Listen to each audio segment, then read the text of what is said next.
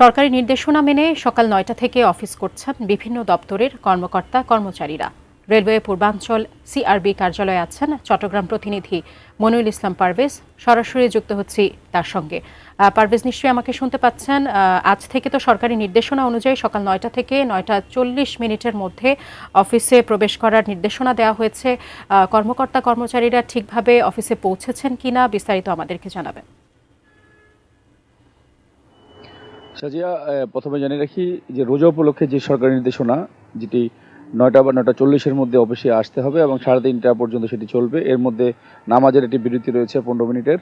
এবং সব মিলে আসলে আমরা যেটি দেখতে পেয়েছি, সবাই কিন্তু সকালে আসার চেষ্টা করেছেন। আর এই সিআরবিতে আসার মূল উদ্দেশ্য হচ্ছে চট্টগ্রাম যতগুলো অফিস রয়েছে তার মধ্যে এই সিআরবিটি হচ্ছে রেলওয়ের পূর্বাঞ্চলের প্রধান কার্যালয়। এখানে মহাব্যবস্থাপকের কার্যালয় রয়েছে, প্রধান নিয়ন্ত্রক যারা সরঞ্জাম নিয়ন্ত্রক তার কার্যালয় রয়েছে, রেলওয়ে হাসপাতাল রয়েছে, আরএনবির প্রধান কার্যালয় রয়েছে। অর্থাৎ রেলওয়ের যতগুলো বিভাগ রয়েছে সমস্ত বিভাগের প্রধান প্রকৌশলীর কার্যালয় রয়েছে, সব বিভাগের অফিসগুলো কিন্তু এই সিআরবিতে অবস্থিত। সেই জন্য আমরা এখানে এসেছি। তবে যেহেতু এটি ডিজিটালাইজেশন হচ্ছে সারা দেশে, তবে এখানকার নাম প্রকাশে একজন কর্মকর্তা আমাকে বলেছেন যে যেহেতু আমরা দেখতে এসেছি ওনারা ঠিকমতো অফিসে এসছেন কিনা বা অফিস ঠিকমতো চলছে কিনা। তবে সবাই বলছেন যে ফিঙ্গারপ্রিন্ট যদি সরকার সবগুলো সরকারি অফিসে এটি করে দেয় এবং এটি যদি সেন্ট্রালে নিয়ন্ত্রণ করা যায়, তাহলে হয়তো এটি ডাটাটি চলে আসবে যে কে কখন ঢুকলো বা কে কখন বের হলো। এবং এখানে অনেকেই বলছেন, আবার অনেকে যে চেয়ার রেখে চলে যান, অর্থাৎ হাজিরা দিয়ে চলে যান, তারা অন্যান্য কাজ করেন, এ ধরনের তথ্য আমাদের কাছে উঠে এসছে।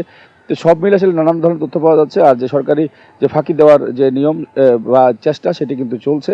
আবার একটু ৯টা ৪০ সেটি হয়তো 10টায় এসে পৌঁছাচ্ছে, যেহেতু অফিসার কিছু না বললে সেভাবেও কিন্তু অফিস চলছে। তো সব মিলে আসলে সবাই জোর দিয়েছেন যদি সরকার স্বচ্ছতা আনতে চায়, প্রত্যেক এটি ফিঙ্গারপ্রিন্ট ডিজিটালের মাধ্যমে যাতে এই কার্যকরী উদ্যোগটি সরকার গ্রহণ করে, বা যেহেতু বর্তমান নতুন সরকার এসছে তারা যদি এদিকে উদ্যোগ নেয়, তাহলে হয়তো সবাই ঠিক মতোই অফিসে এসে হাজিরা দিবে এবং অফিসটি হয়তো ঠিকভাবে চলবে। তো আপাতত রেলওয়ে পূর্বাঞ্চল থেকে আমার কাছে এখান থেকে এতটুকুই রয়েছে।